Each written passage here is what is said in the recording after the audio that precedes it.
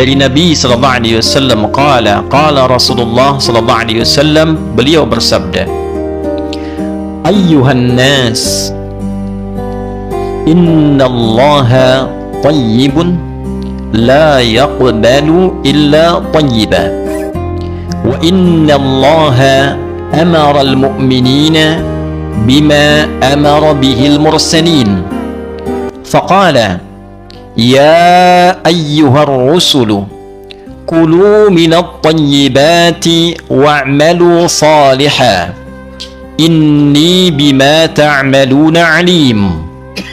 Wa qala ya ayyuhalladzina amanu kulu min tayyibati ma razaqnakum washkuru lillahi in kuntum iyyahu ta'budun.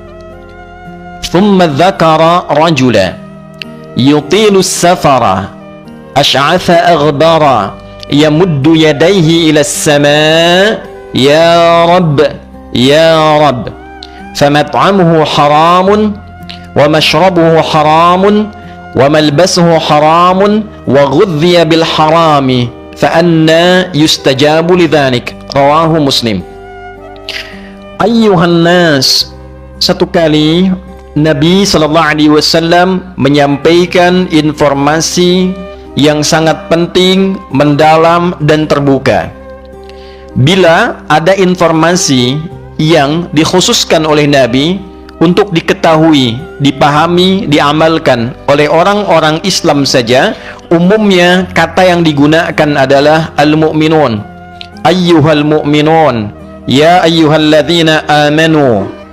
Namun bila Nabi SAW ingin memberikan pesan umum yang manfaatnya tidak hanya dirasakan atau hukumnya tidak hanya berlaku bagi orang Islam saja, tapi bagi manusia seluruhnya, manusia seutuhnya, baik dalam konteks kebaikan hukum dunia yang dikenal dengan sunnatullahi fil kaun, hukumnya berlaku, hukum dunia Allah yang menetapkan.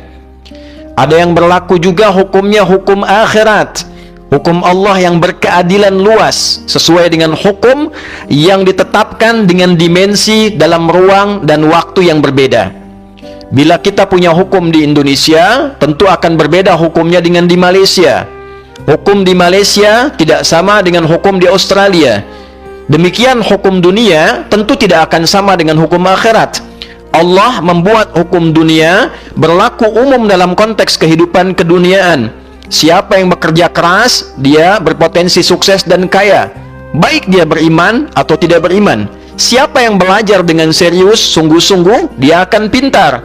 Orang Islam tapi tidak serius, tidak sungguh-sungguh dalam belajar, maka berlaku hukum umumnya, belum tentu dia pintar.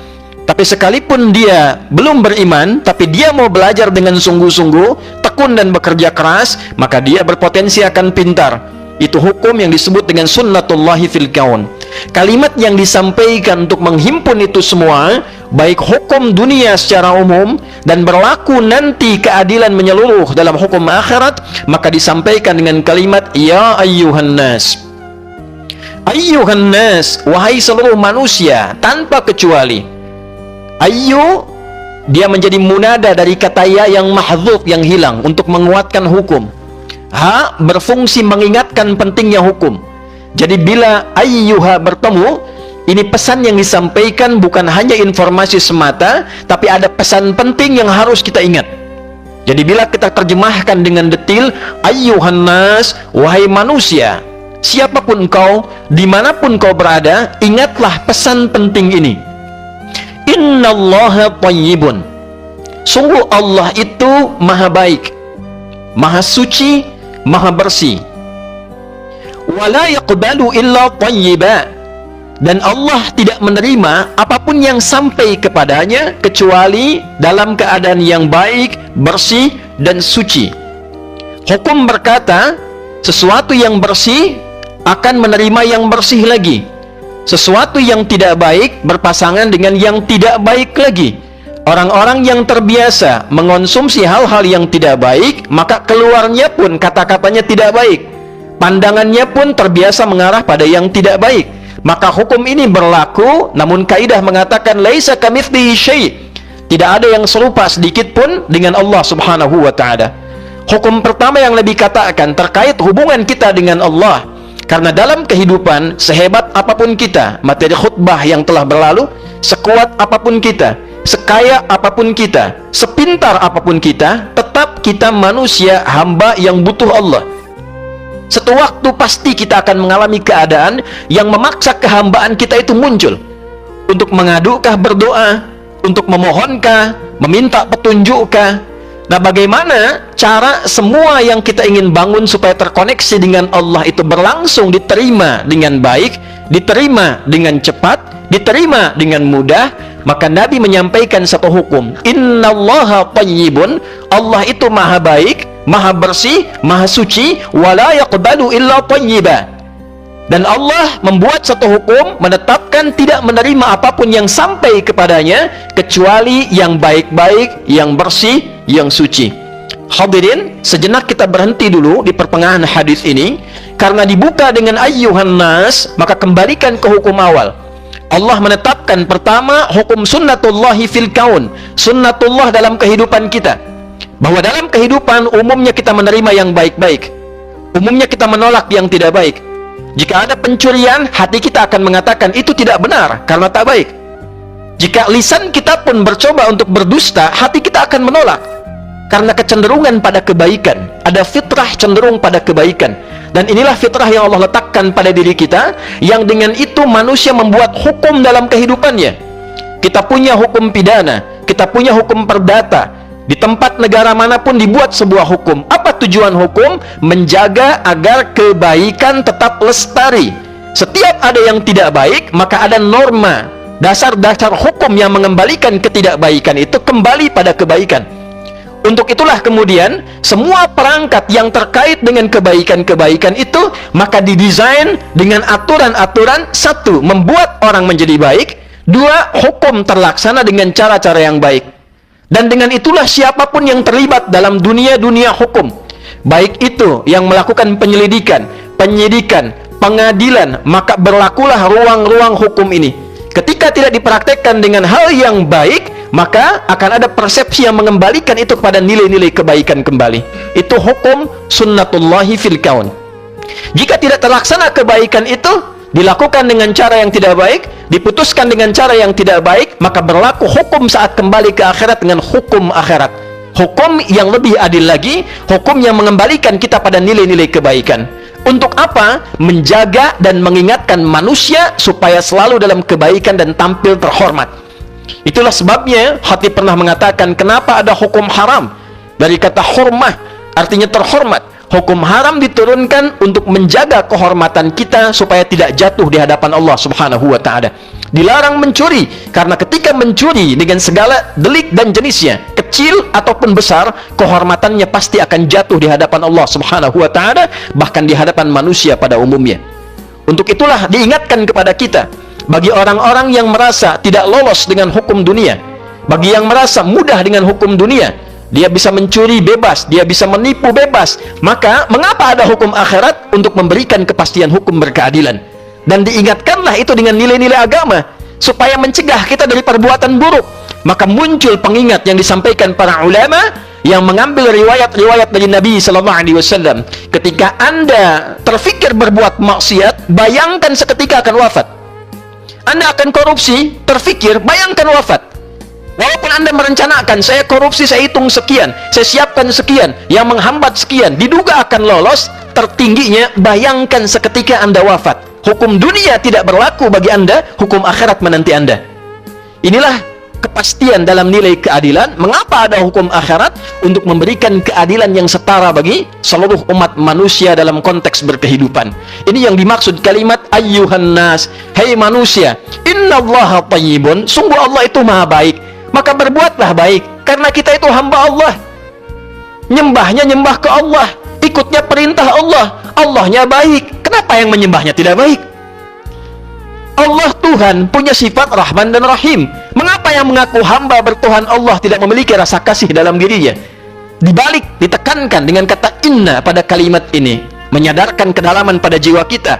Dalam bahasa yang lain yang lebih dalam adalah, jika Anda mengaku hamba Allah, Jika Anda mengaku umatnya Rasulullah SAW, kita punya Tuhan yang maha baik, maha suci, maha bersih, maka malulah dalam kehidupan sebagai Allah, sebagai hamba Allah, jika berlaku sesuatu yang menyimpang dari kebersihan dan kesucian dalam kehidupan. Wa inna Allaha amara al-mu'minina bima amara bihil mursalin. Dan sungguh Allah dalam konteks kebaikan, kesucian, kebersihan ini menerapkan hukum yang sama dengan semua manusia, termasuk insan beriman, bahkan para rasul. Anda bisa bayangkan, para rasul yang dekat dengan Allah, utusan Allah, surga terjamin, orang paling takwa, tidak keluar dari hukum ini, tetap diperintahkan menjaga kebaikan, menjaga kesucian, menjaga kebersihan. Faqala, maka ditekankan kemudian oleh Nabi SAW untuk mengingatkan, maka dikutiplah Al-Quran surah Al-Mu'minun di ayat ke-51 itu. Ya ayyuhar rusulu kulu minat thayyibat. Hai semua rasul tanpa kecuali, dari sejak rasul pertama bertugas Nabi Nuh alaihissalam sampai rasul terakhir bertugas Nabi Muhammad SAW, berlaku semua hukum ini. Kulu minat thayyibat, karena Allahnya tayyib, bersih, suci, baik. Para rasul pun diminta mendapatkan semua yang dikonsumsi dalam kehidupannya menjadi contoh bagi umatnya. Jangan makan kecuali yang baik, jangan kenakan perangkat hidup kecuali yang bersih, jangan berperilaku kecuali yang bening. Tunjukkan kebaikan itu, tunjukkan bahwa Anda itu utusan Allah, tunjukkan bahwa Anda itu adalah orang-orang yang menyampaikan risalah Allah. Karena Allahnya baik, risalahnya baik, Rasulnya diminta mencontohkan. Lalu kemudian Rasul menyampaikan pada siapa? Pada orang-orang yang yakin, ingin jadi baik, ingin jadi bersih. Tidak perlu kita membuat gerakan misalnya dalam tanda petik, pengen jadi baik, karena ajaran kita itu sudah baik. Orang masuk Islam pasti baik. Anda bayangkan jahiliyah, betapa banyak orang menyimpang, masuk Islam jadi baik, dan baiknya tidak tanggung. Dia jadi pejabat, baik. Jadi birokrat, baik. Jadi orang kaya, baik. Jadi ilmuwan, baik. Jadi menjadi muslim, otomatis jadi baik. Kalau sampai Jumat ini kita berislam belasan tahun, puluhan tahun, bahkan dari lahir, belum baik, maka ada bagian dari petunjuk Islam ini yang belum kita praktekkan dalam kehidupan. Boleh jadi ayat Qur'annya baru sekadar dibaca, belum diamalkan. Saudara, kenikmatan berislam itu tidak akan terasa kalau tidak kita praktekkan. Ayat jujur itu hanya sekedar bacaan yang tak terasa dalam hidup kalau nggak dipraktekkan ayatnya. Ayat silaturahim itu tidak akan pernah terasa nikmatnya kalau kita tidak praktekkan dalam kehidupan. Maka turunlah Quran surah kedua Al-Baqarah ayat 172 dalam konteks menyambung ayat yang tadi. Ya ayyuhalladzina amanu kulu min thayyibati ma razaqnakum. Hai orang-orang yang beriman, para rasul menerima risalah dari Allah.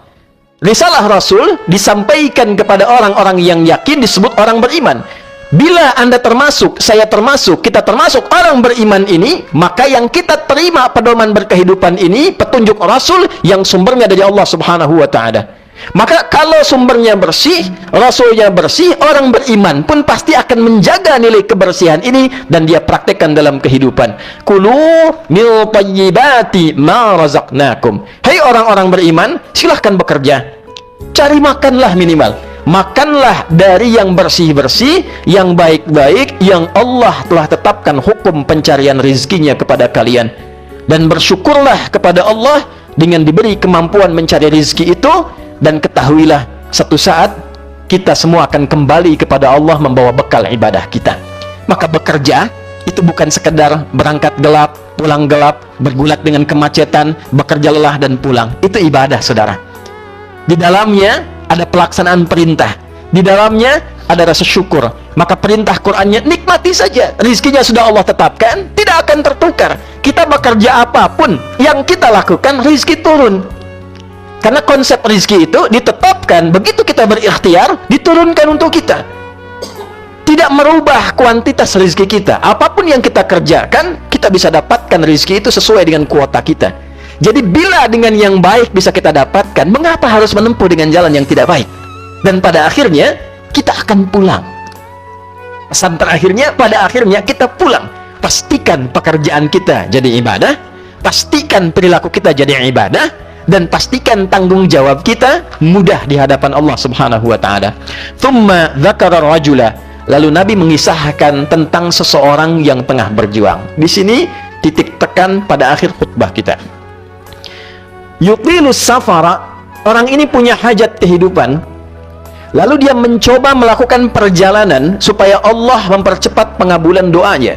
Karena konsep yang pertama diantaranya, orang yang melakukan perjalanan panjang untuk kebaikan mempercepat terkabulnya doa.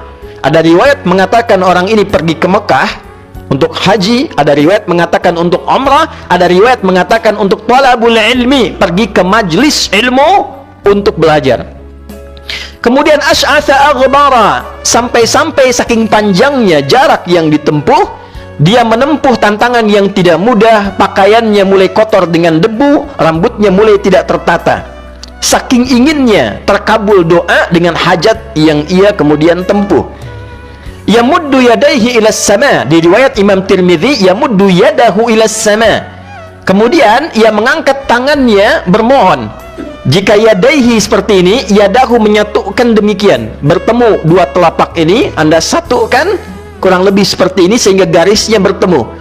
Tempatkan di dalam dada seperti ini, di depannya. Jika apa yang dimohonkan semakin kuat, angkat seperti ini, seperti istisqa. Maka mengangkat tangan seperti ini dalam hadis riwayat Abu Daud tersambung pada Nabi SAW lebih cepat dikabulkan dibandingkan dengan berdoa yang diam, irsal seperti ini, tidak mengangkat tangan. Innallaha hayyun karimun, sungguh Allah itu punya sifat yang sangat mulia dan akan merasa malu dalam tanda petik jika mengabaikan hamba mengangkat tangan tanpa dikabulkan doanya.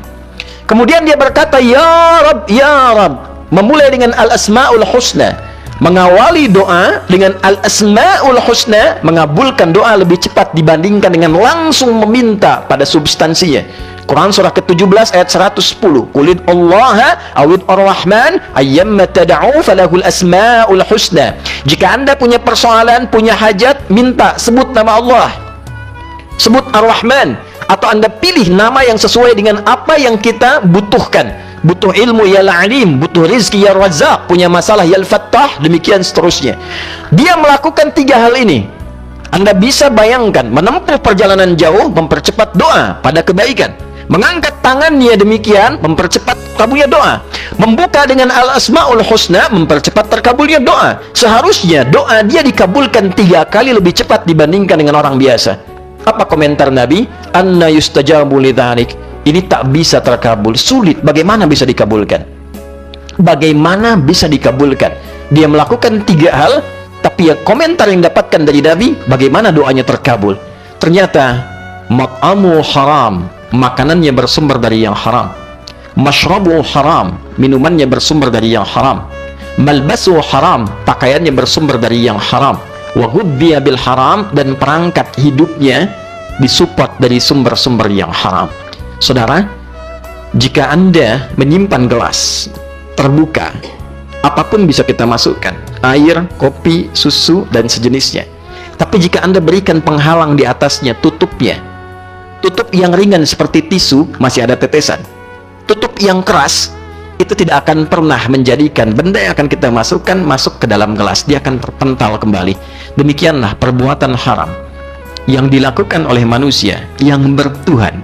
Manusia yang bertuhan, apalagi insan beriman, bukan berarti tidak mengabulkan doa. Perbuatan haram itu menghambat doa yang seyogianya terkabul. Dia kembali lagi karena ada sekat maksiat yang terdapat di dalamnya. Jumat itu adalah waktu terkabulnya doa. Umrah, betapa kuatnya terkabulnya doa. Haji, betapa kuatnya terkabulnya doa.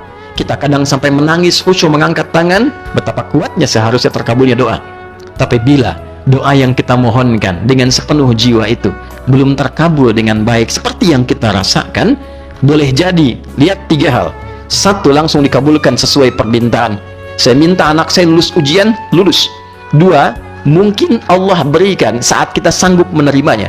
Anda punya anak usia 5 tahun minta diberikan motor, Anda punya uangnya, tapi tentu tidak akan Anda berikan sampai ia sanggup mengendarainya. Terkadang kita minta, Allah baru kabulkan 2 tahun kemudian, seperti peralihan kiblat. Allah baru kabulkan 3 tahun kemudian, karena diduga disitulah Anda punya kesanggupan untuk menerima anugerah dari pengabulan doa itu. Yang ketiga, terkadang Allah mengganti apa yang Anda inginkan dengan apa yang Anda butuhkan. Anda minta A, Anda tidak butuh itu. ada mafsadat di depan yang mungkin buruk bagi Anda, diganti oleh Allah dengan yang lain yang lebih baik. Anda kehilangan proyek A, tapi ternyata Anda dapat proyek B.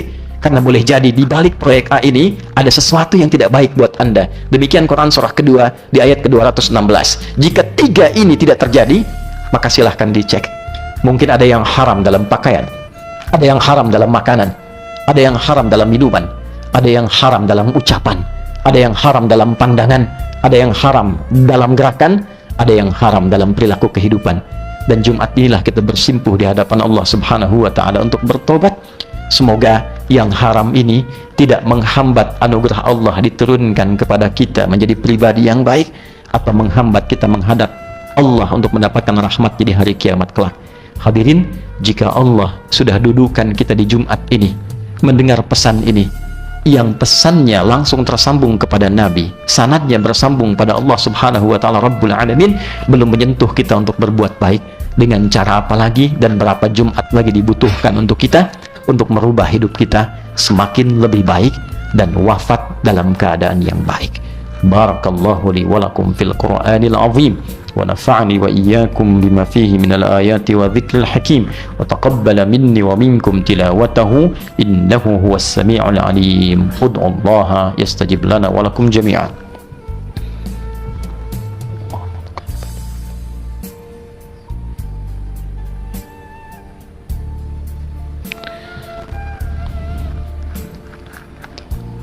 Alhamdulillah, wassalatu wassalamu ala rasulillah wa ala alihi wa sahbihi ajma'in wa man walah. Asyhadu an la ilaha illallah wahdahu la syarika lah, wa nashhadu anna Muhammadan abduhu wa rasuluhu alladhi la nabiyya ba'dah. Qala ta'ala ya ayyuhalladzina amanu taqullaha haqqa tuqatih wa la tamutunna illa wa antum muslimun. Hadirin, sebelum kita berdoa, niatkanlah untuk bertobat di Jumat ini, sehingga dengan keadaan tobat ini antara masuk dan pulang kita meninggalkan masjid ini dalam keadaan berbeda. Berkenan Allah menggugurkan dosa-dosa kita dan merubah kita menjadi pribadi yang lebih baik. Kalau bekerja, bekerjalah yang baik. Jadi suami, jadilah suami yang baik. Jadi ayah, mari kita menjadi ayah yang baik. Setidaknya kita awali dengan doa. Mudah-mudahan dengan doa ini Allah merubah diri kita, keadaan kita, bangsa kita lebih baik dalam pandangan Allah Subhanahu wa Ta'ala.